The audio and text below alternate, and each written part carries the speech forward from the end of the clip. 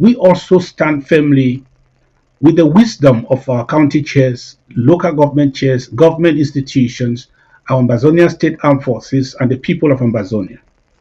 While it is true that a minority can sometimes be right instead of the majority, however, in every democracy, even an aspiring one, the majority rules. It does not matter how correct you are, if you always find yourself with the minority, you cannot thrive in a democracy.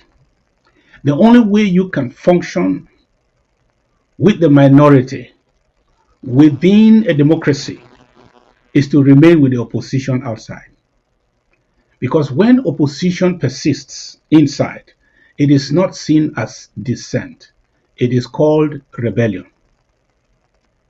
I've also heard some people say they are not hand clappers. By hand clappers, they mean they don't applaud everything without questioning, without understanding. But who applauds everything without understanding, without questioning, unless a moron? That's why it is also an insult to call anyone a hand clapper for any reason. Calling anyone a hand clapper because he or she sincerely sees nothing wrong with what you see as wrong is an insult. Now, how will you describe anyone who opposes even basic common sense facts just to prove he or she is not a hand clapper? Some can also see it as intellectual dishonesty or a much bigger character issue. For example, 1 plus 1 is 2. But what will you say to a student who says the answer depends on who gives the answer? If it is my friend, the answer is 2. But if it is my enemy, 2 is wrong. It's not the answer. We cannot lead when we think in this manner. And we certainly are not prepared to lead this country if our judgment cannot be fair and impartial, irrespective of who and what is before us.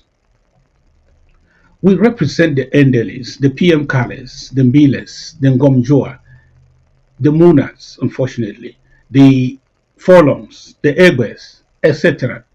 That's who we represent today. Do we approve of those in our history who simply stood against every good idea for no justifiable reason?